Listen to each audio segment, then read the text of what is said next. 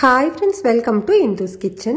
இன்னைக்கு நம்மளோட கிச்சன்ல தீபாவளி ஸ்பெஷலா நெய் மைசூர் பாக் எப்படி செய்யறதுன்னு பார்க்கலாம். நெய் மைசூர் பாக் செய்யறது ரொம்பவே சிம்பிள் தான். குட்டி குட்டி டிப்ஸ் அண்ட் ட்ரிக்ஸ் மட்டும் ஃபாலோ பண்ணாலே போதும்.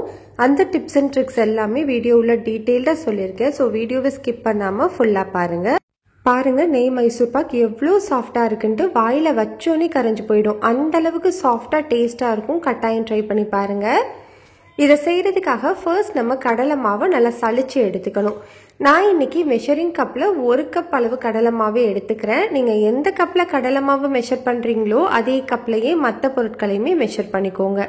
ஃபர்ஸ்ட் இந்த மாதிரி நல்லா சளிச்சு எடுத்துக்கணும். இப்படி பண்ணும்போது நம்மளுக்கு மைசூர் பாக் வந்து நல்லா சாஃப்டாக கிடைக்க ஹெல்ப் பண்ணும்.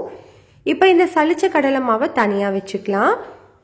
இப்போ ஒரு பாத்திரத்தில் மெஷரிங் கப்பில் 1 கப் அளவு நெய் சேர்த்துக்கிறேன். நீங்கள் எந்த கப்பில் 1 கப் கடலை மாவு எடுத்தீங்களோ அதே கப்பில் 1 கப் நெய் சேர்த்துக்கோங்க. அதே கப்பில் 1/2 கப் அளவு வாசனை இல்லாத சமையல் எண்ணெய் சேர்த்துக்கலாம். நான் இன்னைக்கு ரீஃபைண்ட் ஆயில் யூஸ் பண்ணிக்கிறேன். உங்களுக்கு ரீஃபைண்ட் ஆயில் வேண்டாம் அப்படின்னா நீங்கள் 1/2 கப்புமே நெய்யாகவே யூஸ் பண்ணிக்கலாம். இல்லை உங்களுக்கு நெய் பிடிக்காது அப்படின்னா 1/2 கப்புமே நீங்கள் ரீஃபைண்ட் ஆயில் மட்டுமே யூஸ் பண்ணிக்கலாம். ஸ்டவ்வை லோ டு மீடியம் ஹீட்லேயே வச்சுட்டு 2லேருந்து 3 நிமிஷம் மட்டும் ஹீட் பண்ணால் போதும். நம்ம சேர்த்துருக்கிற நெய் வந்து நல்லா உருகி வந்தால் போதும். ரொம்ப நேரம் வந்து சூடுபடுத்த வேண்டாம். அப்புறம் வந்து நம்மளுக்கு ஃப்ளேவரே மாறிடும். இப்போ பாருங்கள் நம்மளுக்கு நெய் எல்லாமே நல்லா மெல்ட் ஆகி இந்த அளவுக்கு நல்லா கோல்டன் கலரில் இருக்குது. இப்போ நம்ம ஸ்டவ்வை ஆஃப் பண்ணி தனியாக வச்சுக்கலாம். இப்போ நம்ம உருக்கி இருக்கிற நெய்லேருந்து கொஞ்சமாக ஒரு பாத்திரத்தில் சேர்த்துக்கோங்க. அதாவது நீங்கள் எந்த பாத்திரத்தில் மைசூர் பாக்கை செட் பண்ண போகிறீங்களோ அந்த பாத்திரத்தில் நம்ம வந்து நெய் தடவி வச்சுக்கணும். அப்போதான் நம்ம செஞ்ச உடனே இதில் ஊற்றுறதுக்கு கரெக்டாக இருக்கும். இப்போ இது தனியாக இருக்கட்டும். நம்ம சளிச்சு வச்சிருக்கிற கடலை மாவு கூட உருக்கி இருக்கிற நெய் எண்ணெயிலேருந்து மெஷரிங் கப்பில் 1 கப் அளவு எடுத்து இதோட மிக்ஸ் பண்ணிக்கிறேன். நம்ம எண்ணெயும் நெய்யும் சேர்த்து 1/2 கப் அளவு எடுத்தோம். இப்போ 1 கப் அளவு சேர்த்து நான் மிக்ஸ் பண்ணிக்கிறேன். 1/2 கப் மட்டும் பேலன்ஸ் வச்சுக்கலாம். இப்போ இதில் கட்டி எதுவுமே இல்லாமல் நல்லா ஈவனாக மிக்ஸ் பண்ணி விட்டுக்கணும். பாருங்கள் இந்த மாதிரி கரைச்சிருக்கணும். இப்போ நம்ம இதை கரைச்சி ரெடியாக வச்சுக்கலாம். இது தனியாக இருக்கட்டும். இப்போ ஒரு அகலமான அதே நேரத்தில் நல்லா அடிகனமான பாத்திரமாக எடுத்துக்கோங்க. ஒரு கடாய் எடுத்துக்கோங்க. கடாயில் மெஷரிங் கப்பில் 1 கப் அளவு சர்க்கரை, 1/2 கப் அளவு தண்ணி சேர்த்துக்கலாம். இது ரெண்டையுமே சேர்த்ததுக்கு அப்புறமா ஸ்டவ் ஆன் பண்ணிக்கோங்க. ஸ்டவ் ஆன் பண்ணி லோ டு மீடியம் ஹீட்லேயே வச்சுட்டு ஒரு 3லேருந்து 4 நிமிஷம் நல்லா கொதிக்க வச்சுக்கலாம். இந்த சக்கரை நல்லா கரைஞ்சி ஒரு கம்பி பதம் வர வரைக்கும் நம்ம காய்ச்சி எடுத்துக்கணும். ஸ்டவ்வை வந்து லோ டு மீடியம் ஹீட்லேயே வச்சு நல்லா கலந்து கொடுங்க.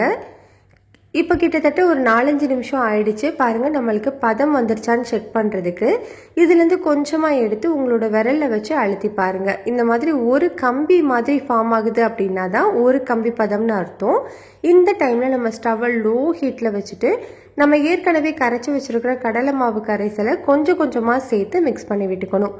ஒரே நேரத்தில் மொத்தமாக ஊற்றிடாதீங்க, அப்புறம் கட்டி தட்டிடும். கொஞ்சம் கொஞ்சமாக இந்த மாதிரி சேர்த்து ஈவனாக மிக்ஸ் பண்ணி கொடுத்துட்டே இருங்க. மொத்தமாக சேர்த்ததுக்கு அப்புறமா ஸ்டவ்வை லோ டு மீடியம் ஹீட்லேயே வச்சுட்டு கையெடுக்காமல் இந்த மாதிரி கலந்து கொடுத்துட்டே இருக்கணும். ஒரு 5லேருந்து 7 நிமிஷத்தில் நல்லா திக்காக ஆரம்பிக்கும். பாருங்கள் கொஞ்ச நேரத்தில் இந்த மாதிரி நல்லா திக்காக ஆரம்பிக்குது இல்லையா? இந்த டைமில் நம்ம ஏற்கனவே வச்சுருக்கிறோம் இல்லையா 1/2 கப் அளவு நெய், அதில் வந்து கொஞ்சம் கொஞ்சமாக சேர்த்து மிக்ஸ் பண்ணிக்கிட்டே வரணும். 1/2 கப் நெய்யுமே ஒரே நேரத்தில் சேர்த்துடக்கூடாது. ஃபஸ்ட்டு வந்து இந்த மாதிரி கொஞ்சம் சேர்த்து நல்லா ஈவனாக மிக்ஸ் பண்ணி விடணும். நம்ம சேர்த்துருக்கிற நெய் வந்து கம்ப்ளீட்டாக அப்சர்வ் ஆனதுக்கு அப்புறமா தான் அடுத்த பார்ட்டை சேர்க்கணும். ஒரே நேரத்தில் நம்ம மொத்தமாக சேர்த்துட்டோம் அப்படின்னா நம்மளுக்கு வந்து கரெக்டாக வராது. கொஞ்சம் கொஞ்சமாக சேர்த்தோன்னா தான் பக்குவமாக கிடைக்கும். இப்போ நான் கொஞ்சம் நெய் எண்ணெய் சேர்த்துருக்கிறேன். சேர்த்துட்டு இதை வந்து லோ டு மீடியம் ஹீட்லேயே வச்சு நல்லா ஈவனாக மிக்ஸ் பண்ணி கொடுக்குறேன்.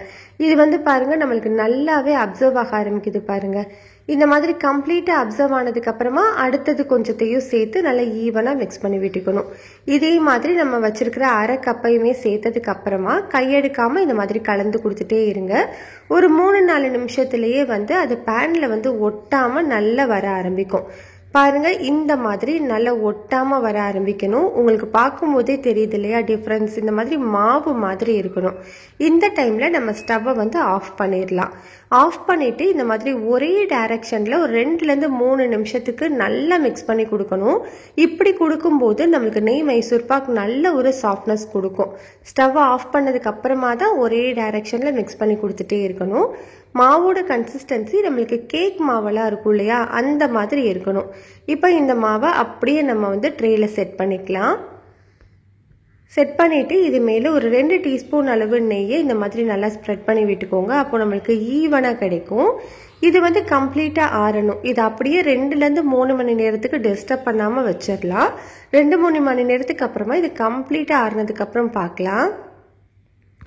இப்போ பாருங்கள், இது நல்லாவே ஆறிடுச்சு. உங்களுக்கு பார்க்கும்போதே தெரியும் நல்லா ஆறிடுச்சு. இது அப்படியே ஒரு பிளேட்டில் தலைகீழ கவுத்திக்கலாம். இப்போ நான் வந்து ரெடி பண்ணி வச்சுருக்கேன் பாருங்கள். இதை நீங்கள் அப்படியே கவுத்த உடனேயே ஈஸியாக எடுக்கிறதுக்கு வரும். ஏன்னா நம்மளுக்கு நெய் வந்து சேர்த்துருக்கோம் இல்லையா. சப்போஸ் உங்களுக்கு வந்து தட்டும் போது சரியாக வரல அப்படின்னா இந்த ட்ரேவை வந்து ஒரு 2 நிமிஷம் ஹீட் பண்ணிவிட்டு திருப்பினீங்க அப்படின்னா உங்களுக்கு ஈஸியாகவே வந்து மைசூர் பாக் வந்து தனியாக வந்துடும்.